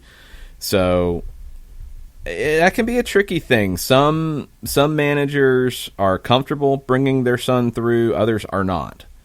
And the fact that Tyler Wolf is now in Atlanta United's academy, I think says a lot about how Josh Wolf, as a former U.S. men's national team great and a manager in his own right, he trusts Atlanta United to develop his son and get the best out of him. That should make you feel pretty good about Atlanta United's academy and where they are. Wolf honestly reminded me a lot of his dad, and that doesn't always happen, but Josh Wolf, especially after he got some years on him, when he first broke through, he was so quick and so fast. And I remember seeing him at Parkview High School, and it's just, he could outrun everybody. But when you get to the higher levels, and you can't just outrun everybody, and you have to be smart, I thought Josh really adapted his game really, really well. And you look back at some of the big moments he had with the national team, and you can see that. It wasn't just a quick, fast player. He was a smart player. And that's what I liked about Tyler Wolf on Saturday, was he was finding little spaces. And the penalty that he earned, he recognized the opportunity to make a near post run to a player that, I don't know how many training sessions Tyler Wolf and Mateo Soseto had been on the field together for, but probably in the very low single digits. So he recognized it, got Joseto's attention, ball was delivered to him, and then beat the defender to earn the penalty. That's great work from a teenager. And then he was good the whole 45. You know, it wasn't just little flashes. He was consistently good and dangerous, and his movement was good, his positioning was good. He is legit. He is absolutely legit. He's been one of the top scorers in the U.S. Soccer Development Academy this year, and if he's a future homegrown signing, would not surprise me a bit. Patrick Sullivan said the cannon was super loud. Didn't get to see the Hammer Sparks goal celebration, but loved the iron pour demonstration before the game. Beautiful weather for the match, and even got to meet at J Heap 722. A really fun weekend in Birmingham. Overreaction Monday. Yeah, it was good. I know a lot of people did go over for the weekend. So, I mean, you were over there for the weekend, and a lot of people were. So, Birmingham's a fun trip, and I wish I'd had a little more time with it. But now that we've got Leones Negros tomorrow night, my travel schedule is thickening up a bit. Yes. So when I can get back home, I take full advantage. What I learned about Alabama in this trip is two fast food chains that I had never had before. Jack's, which when I first saw, I was like, did Jack in the Box move into Alabama? Because it looks kind of the same, the logo, but no, it's not. It's a chain that is famous in Alabama, and I think they have a couple locations in Georgia and around the Southeast. Yep. It was good. That was a good stop on the way over to Birmingham, and then I was honestly I was thinking about hitting one again on the way back, but when I was looking up Jack's to learn a little bit about it, I saw that there was another chain in the Birmingham area called Milo's. Mm-hmm. And I was not looking for a Milo's, but I just wanted to, after doing the full-time report and after doing Southern Fried Soccer with Doug and then answering some messages and tweets, I decided to get on the road, and I wanted to get to the other side of Birmingham before I stopped to grab a bite to eat. And stopped at an exit and saw there was a Milo's. I was like, oh, cool, okay, I'll go try this one. And I didn't connect it when I'd read about it that the Milo sweet tea that you can buy in any store around Georgia is connected. It's not. I think it's a separate. It was spun off as a separate business, but it originated with the chain, and they have some kind of a secret sauce that was unique, and it was really good. Their burger was awesome, by the way. I wish there was a Milo's around here because it was really, really good. But this sauce, I started reading about it, and it's absolutely a secret sauce. They don't bottle it. They don't put it out into stores. And I was talking about it yesterday, and we were looking up, like, how people will try to recreate Chick-fil-A sauce or the McDonald's Big Mac sauce, and they'll give you a recipe for it, even though there's not an official recipe out there. People will try to figure out what's in it. Well, people have tried to figure out what's in this Milo sauce, and none of the recipes sound like they're even talking about the same thing. Like the stuff that people are trying to put in this to try to match Milo sauce, like, it's all over the place. It's that unique. It was really good. It was good with the fries. It was good with the burger. The burger was excellent. It was a really good burger to stop and read some Twitter and eat a burger before driving the rest of the way back to Atlanta. See, that's clutch when the sauce is good for both the burger and the fries. That's a solid play. Yeah. It was good stuff. Milo's won the battle of fast food chains that are not in Atlanta, that are based out of Birmingham, and I guess somewhat unique to Alabama. Milo's won the battle over Jack's. Kelly Francis and Katie Weaver have a question for you about the same topic, basically. I'll go with Katie's wording here because there's a yikes emoji after the question. In the bright golden hours of a Birmingham afternoon and evening, I struggled to make out golden names and numbers on the stream. Better or worse than Peach from the booth? It was worse. It was really, really difficult. Borderline impossible. And maybe, and this is what I'm really holding out hope for, maybe under lights it will be better. Under, like, big stadium lights. In the sun, it was pretty difficult. I think they look great. And seeing them up close, they look great. I love the look. But, yeah, the numbers are almost impossible. Maybe it was the sun. Maybe it was just, I don't know, getting used to it. The peach ones were hard to see at first, too. Don't get me wrong. But the contrast, I think, was a little bit easier to pick out. These were tough. And I'll see if it gets better over time. I think what I end up doing in those situations is I start noticing, like, are they wearing sleeves or not? What color boots are they wearing? Hair, obviously. For some guys, that's easy. For others, it's tough. Just general body type and size. Sometimes it's easy. Sometimes it's not. But I start looking for those other things because you can't see the numbers as well. And the way my brain works with this stuff is once I understand the basics of the shape, I kind of know where guys are and where they should be. And then it becomes a little more second nature of, okay, that's who it is because that's where they should be. And, yeah, sometimes you get players who change and you have to be aware of it. You have to pay attention. But I have a pretty good way of picking up on it that way, just understanding shape. So these were not easy, though. That's for sure. ATL UTD fan number 1 on a hashtag Overreaction Monday says, by the way, where's all the DeBoer out folks who stated Atlanta United would no longer be in the market for South American talent with Tata's departure at? Now I'm just saying hashtag wrong. They're like the anti-Barco folks and maybe like the anti-Pitti folks as this year goes on. Conveniently leaving that part out of things now. And hey, it's all good. It's all good. But I have no idea where that started. It didn't make any sense. You're going to go get talent where talent is. And there's a lot of talent in South America. There are a lot of clubs around the world that shop in South America, Ajax included. And there was South American talent that came through Ajax when Frank de Boer was there. So I don't know who started that one. It made no sense. And in some ways, I think it overstated Tata Martino's involvement in player recruitment. I think Tata Martino could make a call to a Miguel Almiron, which again was at a different stage of player recruitment too. Let's remember that.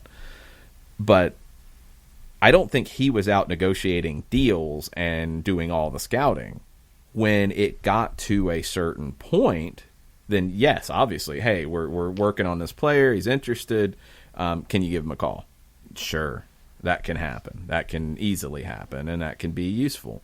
I think Tata Martino said that he didn't talk to Ezequiel Barco when that one happened. Either Tata said it or Barco said it. Barco knew that Tata Martino was here, and obviously that's a great selling point. But just like you've heard from players about knowing that Frank de Boer is here, and that's a selling point. The negativity that still exists to a degree is very surprising about Frank de Boer's reputation and such.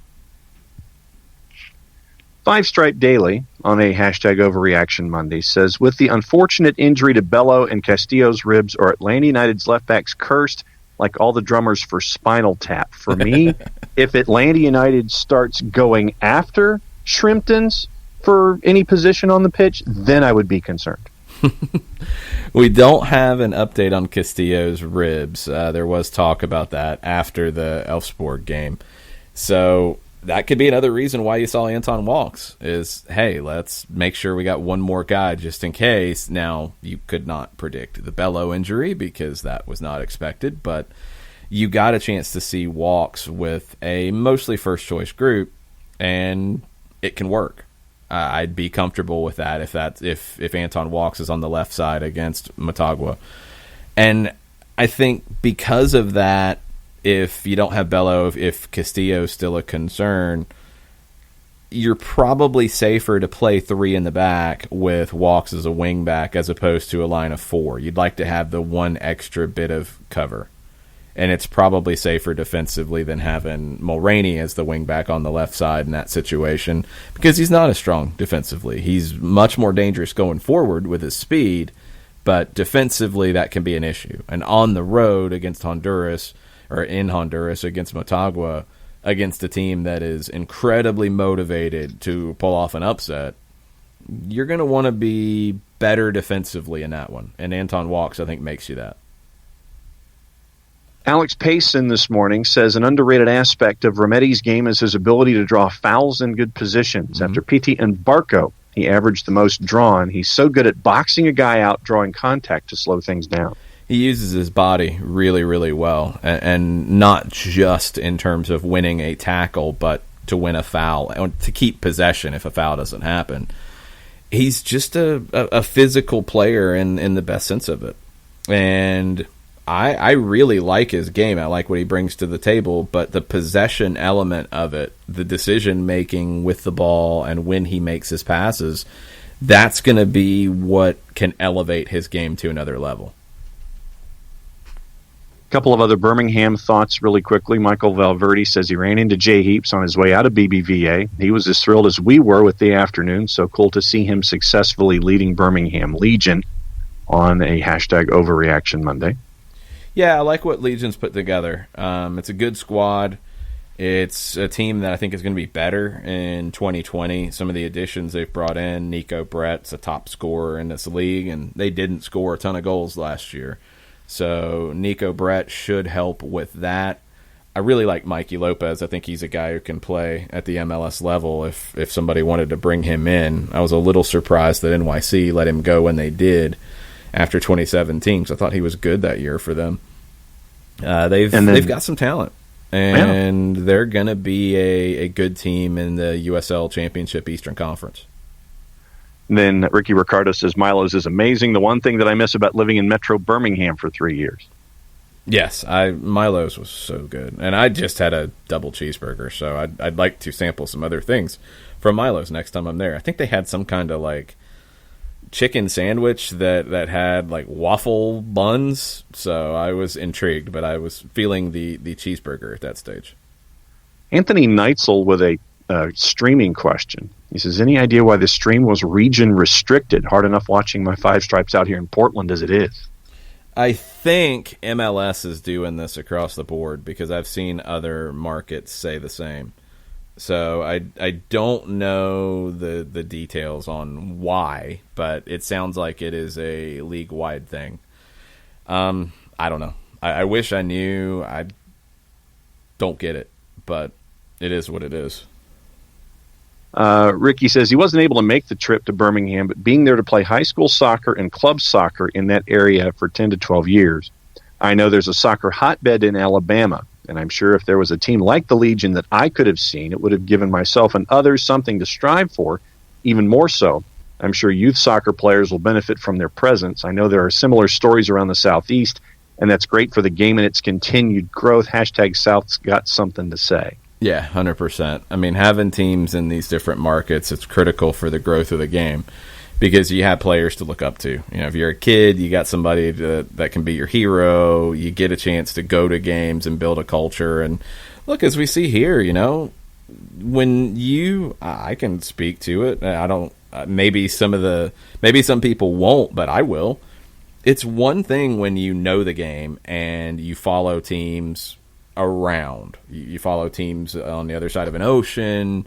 You follow teams in different parts of the country. All that's good, but it's different. I think you learn a lot more about the game and everything around it when you are around a team day in and day out. When you have a team in your city and you're talking about, you know, what the coach said after training, what this player said after training. You're talking about preseason and the way that it's covered here, and you have all that talk around it. It makes you a better, you know, soccer person. I think you understand the game more because you're just embedded in it as opposed to looking at it from the outside. And that's critical. And if you're a curious kid and you know, just like kids throughout history in the United States have loved quarterbacks or running backs or wide receivers or point guards or catchers or shortstops or whatever, and you want to learn about that position and you follow the guy in your city. Now, if you're a player who gets slotted in as a defensive midfielder, you got people to look up to, whether you're in Atlanta, whether you're in Birmingham, Greenville, wherever, because you get a chance to see that team all the time. Whether it's on local TV, whether it's in the stadium, you're hearing about it all the time. And that makes you a better player, and it makes you ultimately a better fan. You understand the game more. So it's just different when you have a team in your town. It's just very different. I think it can make you a more knowledgeable soccer person if you get embedded into it.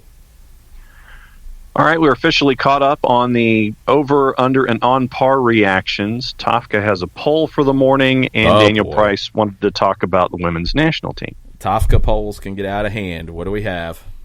Tafka poll. News of LA Galaxy, DC United, Miami, and Red Bulls adding safe standing sections to their stadium. Galaxies have seats that can be quote-unquote locked depending on the event being held. Should Atlanta do something similar? Three choices. Hold on. No, we don't need the choices right now. You can go to Tafka for the choices. Okay. Name those stadiums again. Galaxy, DC, Miami, Red Bulls. None of them have the NFL, do they? No, but DC does have the XFL. Yeah, I don't think the XFL is in a position to be making any demands. The NFL is not going to have safe standing. So the idea about locking seats, it sounds great, but you're not going to create safe standing all over Mercedes-Benz, first off. It would be the supporter section. So if you're not in the supporter section, it doesn't really matter. If there's a way that you can do it and increase your cost to do that, because you're going to have seats for the NFL. You're not going to have safe standing for the NFL. Do you want to go stand for 4 hours for an NFL game? Oof. First off, I mean, just forget the ideas of any of the rest of it. Do you want to do that? No. Like, it's just not possible.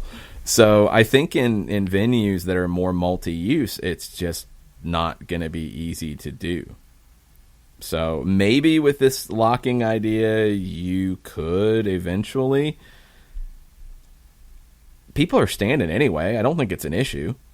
I don't think not having safe standing is affecting people's ability to stand.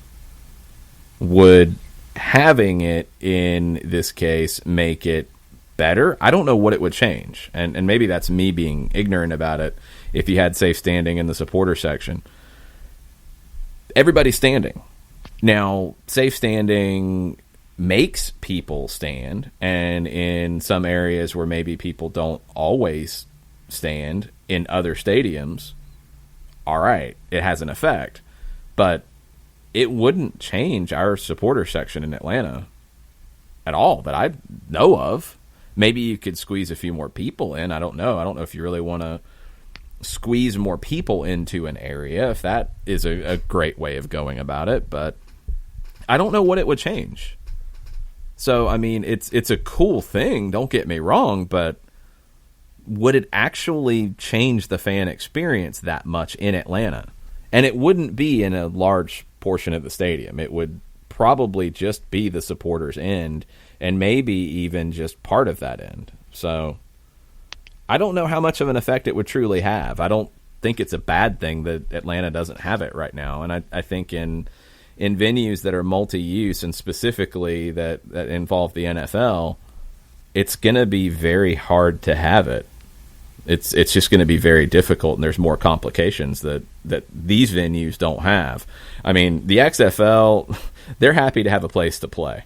Mm-hmm. So they're not going to be able to make any statements about it because it's not their venue. But Atlanta, Seattle, Nissan for Nashville right now, it's just, I don't expect it. And for Atlanta, I don't know if it would ever change anything, honestly, because there's nothing about the current configuration that's keeping people from standing in the areas that would have safe standing. Daniel Price this morning says, happy Monday, everyone. Just a few more days till the kickoff this Saturday. Was really impressed with the dominance of the women's national team against all of its other competitors. I think Andonovski's doing an all right job so far. # Overreaction Monday. Yeah, I mean, it's CONCACAF. Let's slow the roll just a bit. But it was good. And I like that he's incorporated some new faces. I like Lynn Williams' inclusion in this group a lot.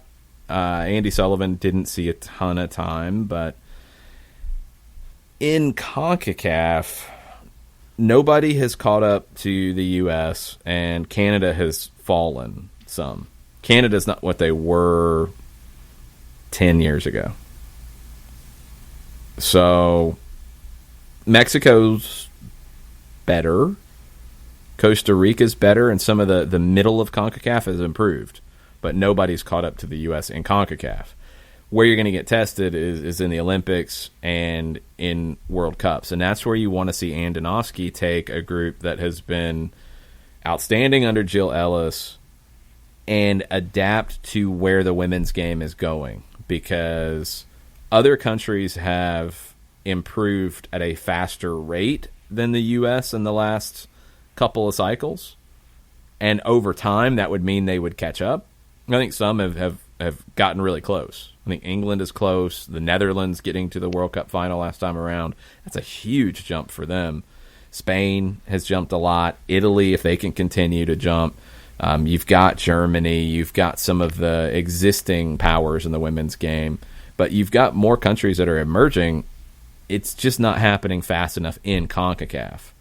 So we'll get a good sense in this She Believes Cup that is coming up, where the U.S. will play England, Spain, and Japan March 5th through the 11th. Camp will open in Orlando later this month.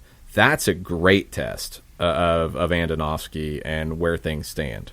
That's what I'm looking forward to. I don't know if we really learned much in CONCACAF, but look, part of it is taking care of the business in front of you, and this team absolutely did that. When you don't concede a goal in 5, you're doing pretty well. # Sean Vergara wants to know if there's any chance Nashville gets pulled from MLS. I think it's really slim. It has cranked up a notch with talk about that.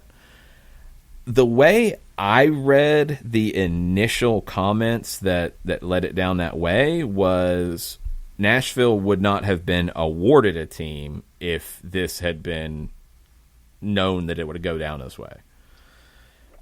I didn't read it as much as a threat to pull the team. I think that has become part of the conversation to force the mayor to live up to the commitments that have already been made by the city council. It's a mess, and it's a really bad look for Nashville. I don't think there's any way around that. Nashville, I know, has had budget issues, and that's part of this discussion, and that's one of the things the mayor is discussing in this, saying that that's why the mayor is acting the way that he is.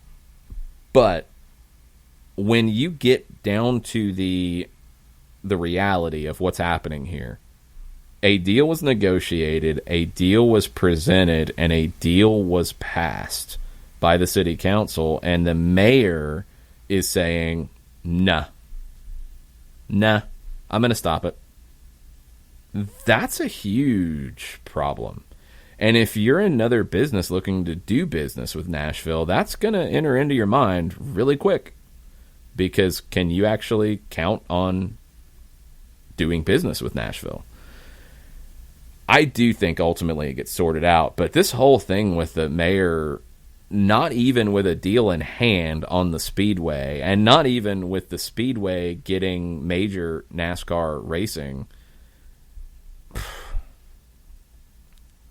to chase that, there's not even a proposal in hand. To chase that and put the soccer stadium, and now, because of the way the conversation has gone, putting the team at risk.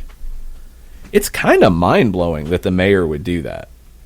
And I've seen some pushback on, I think the team has actually started an official petition. I think the team is pulling out all the stops right now to force the mayor to live up to the agreement. And the team has committed more money than they initially had been committed to do so. I mean, they made an agreement that was passed by the city council. Now, they've committed to put more money into the mix, and they are saying this one parcel of land is critical to making everything work, and it's part of the community benefits agreement that they negotiated with a group that was a difficult part of negotiating the entire proposal.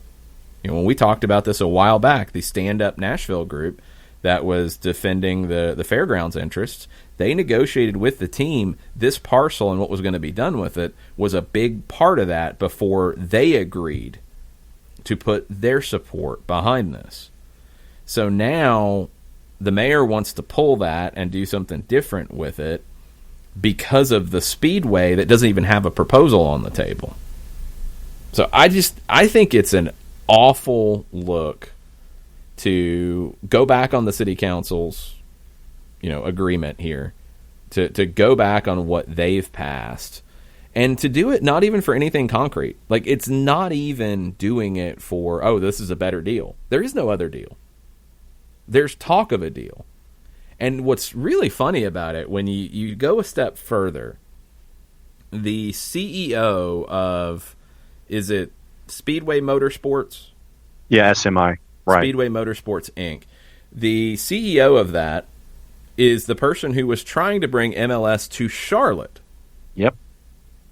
And couldn't get the deal at Memorial Stadium to renovate it, and then they gave up on it. There was Speedway Motorsports who was leading that initiative in Charlotte. Then now they might go in, I guess, although there's no proposal on the table, they're involved in the situation that could derail MLS in Nashville. Mm-hmm. Kind of bonkers when you get down to it. And maybe you can hear the black helicopters off in the distance. I don't know. I'm usually not calling for the black helicopters, but I'm kind of wondering in this one because none of it makes much sense outside of the mayor saying, I want to cut spending for the city. But my understanding is it's not going to be cheap to get the speedway up to speed, literally and figuratively, and double the capacity for seats and all that stuff. And I don't think Speedway Motorsports is going to pay for all of that. No. So it's not this idea of cutting spending. It's you want somebody different in that space.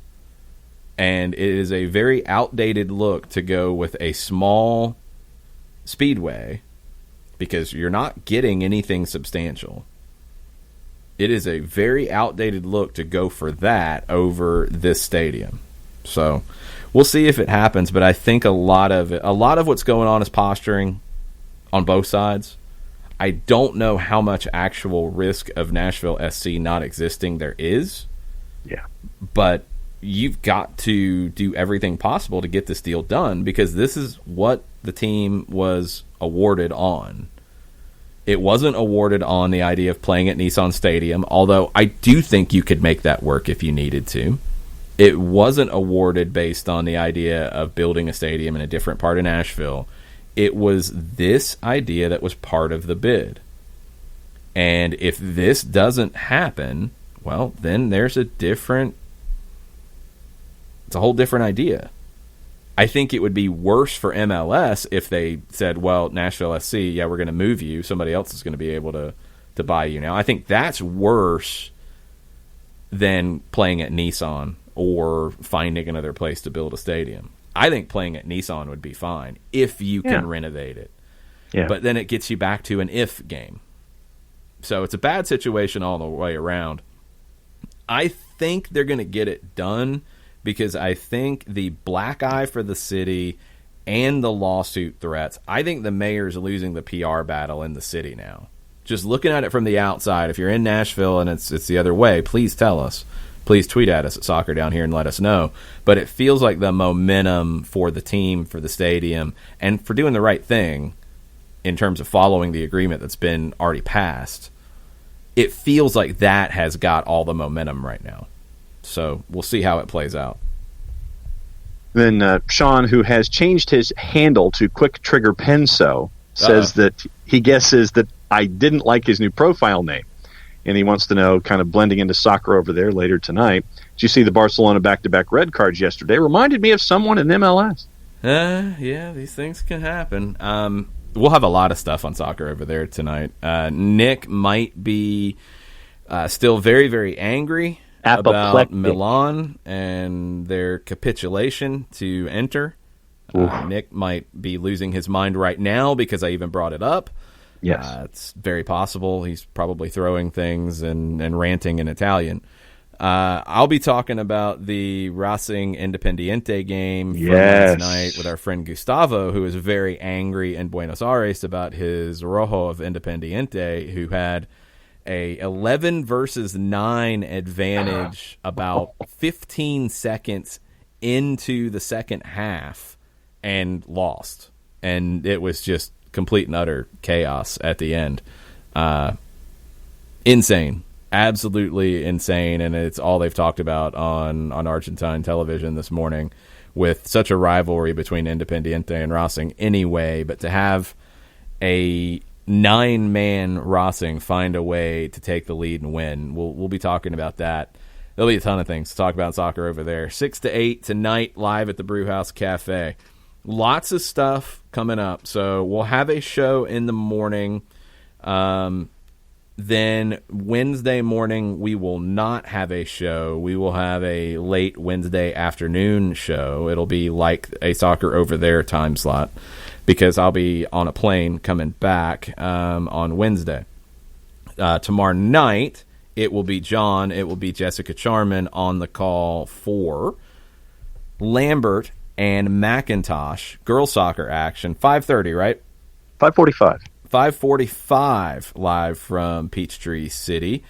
John and Jess will be on the call for that. Tomorrow night, 9 o'clock, Mike Conti and I will be on the call for Atlanta United and Leones Negros. That will be on atlutd.com/live. Wednesday, we'll have the later show. We'll be back to a normal schedule the rest of the week. Saturday, the 15th, 10 a.m. to 2 p.m., we will have a kickoff celebration for 2020 at Wild Heaven West End. Please come out and join us. We will be raising some money for Soccer in the Streets. We will be raising some equipment for a middle school in Clayton County in Rex, Georgia. We need soccer balls, we need cones, we need pennies, and we need portable goals. We've got a few things in all of those categories, but we will be collecting equipment to get a soccer program started at this middle school in Rex. Wild Heaven will be raising money through some different offers for Soccer in the Streets. And we're going to be getting ready for the 2020 season because we'll be just a few days away from Atlanta and Motagua. It's a busy, busy week in SDH land, but it continues tonight, 6 to 8, soccer over there. We're caught up on the Twitters, sir. And that means we're done. So, thanks everybody this morning. Appreciate it. Get your soccer over there tweets in if you are into the Barcelona thing, if you are into the limited England schedule from the weekend. You had a scoreless draw between the two top teams in Germany with RB Leipzig and Bayern Munich.